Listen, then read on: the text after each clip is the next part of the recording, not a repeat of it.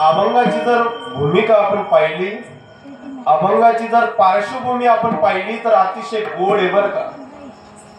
बघा, जन्माला आल्याच्या नंतर प्रत्येक माणसाच्या जीवनात एक टार्गेट असतं बरं का. अभंगातलाच भावार्थ सांगतोय थोड्या वेगळ्या पद्धतीने बरं का. प्रत्येक माणसाच्या जीवनात एक टार्गेट असतं. मग जगातील कुठलंही क्षेत्र असो, त्या क्षेत्रामध्ये जर मोठं व्हायचं असेल तर आपल्याला टार्गेट फिक्स करावं लागतं. कुठलंही क्षेत्र असो. सोपं सांगू का तुम्हाला, सगळे शेतकरी आहेत माझ्या समोर. शेतकऱ्याचं सुद्धा टार्गेट ठरलेलं असतं बरं का. जी मोठमोठे बागायतदार आहेत ना महाराज, त्यांचं सुद्धा टार्गेट ठरलेलं असतं. मग शेतकऱ्याचं काय टार्गेट असतं की वर्षामध्ये 2 पिकं घ्यायची असतात. 6 महिन्याचे 2 पिकं. मग त्या 6 महिन्याच्या पिकासाठी ज्या ज्या गोष्टी लागतात शेतकरी अगोदरच गोळा करून ठेवतात. बरोबर आहे का नाही? आणि सगळ्यात महत्वाचा जो दागिना आहे शेतीसाठी तो म्हणजे मेहनत आहे बरं का. आता तुम्ही कपाशी लाई आणि त्या कपाशीला पाणीच भरा नाही, काही फायदा आहे का? त्याबरोबर मेहनत सुद्धा शेतकऱ्याची महत्वाची. बरोबर. बघा, 6 महिन्याचं पीक ज्या दिवशी शेतकऱ्याच्या घरात येतं ना, घरात आल्याच्या नंतर शेतकऱ्याच्या चेहऱ्यावरती एक आनंद दरवडत असतो. तो आनंद का असतो माहिती का? घरमा पैसा येणार शेत म्हणून नाही. शेतकरी विचार करतो, मी जो प्रयत्न केला त्या प्रयत्नाला यश प्राप्त झालं, मी जी मेहनत केली त्या मेहनतीची चीज झाली, म्हणून शेतकरी आनंदी असतो. हा झाला व्यवहार. तसं परमार्थामध्ये ज्यावेळेस तुकाराम महाराज आले, परमार्थामध्ये आल्याच्या नंतर तुकोबरायांचे सुद्धा 2 टार्गेट होते.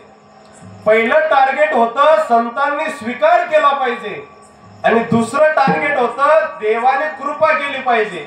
मग हे भाग्य ज्या दिवशी लाभलं तो दिवस म्हणजे आजचा अभंग आहे. म्हणजे त्याचेच आत्मउद्गार आहेत.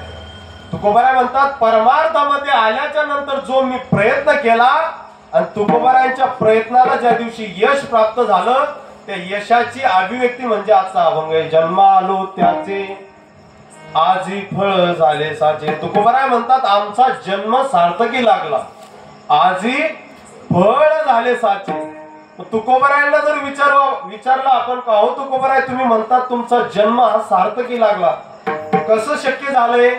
तुकोबाराय म्हणतात, संतांनी आमचा सांभाळ केला, किंबहुना संतांनी आमचा स्वीकार केल्यामुळं आमचा जन्म सार्थकी लागला. तुम्ही सांभाळिले संती भय निरसली खंती. तुकोबाराय म्हणतात, खानदानी संत जर तुमच्या जीवनात आले ना, तुकोबाराय म्हणतात, माझा अनुभव आहे, माझ्या जीवनातली आता भीती निघून गेली आणि काही मिळवायची खंतही राहिली नाही. भय निरसली खंती. मग जीवन कसं झालं तुकोबाराय? तुकोबाराय म्हणतात, आमची अवस्था आता अशी आहे, कृतकृत्य झालो, इच्छा केली ते पावलो. म्हणजे जीवन हे कृतार्थ झालं, आणि ज्या इच्छा ज्या आकांक्षा मनामध्ये होत्या त्या संतांमुळे पूर्ण झाल्या. इच्छा केली ते पावलो. तुकोबाराय म्हणतात, एवढंच नव्हे, संतांनी जर तुमचा स्वीकार केला ना, आमचा अनुभव आहे, जग ज्या काळाला घाबरतात तो काळ आता आमच्यावर बळ करू शकत नाही. तुका म्हणे, काळ आता. ज्या दिवशी संतांनी स्वीकार केला तो दिवस. बरं, आता म्हणजे वर्तमान कालवाचक शब्द आहे. ज्या दिवशी संतांनी स्वीकार केलं त्या दिवसापासून तुकोबाराय म्हणतात, आता काळ आमच्यावर बळ करू शकत नाही. का हो तुकोबाराय?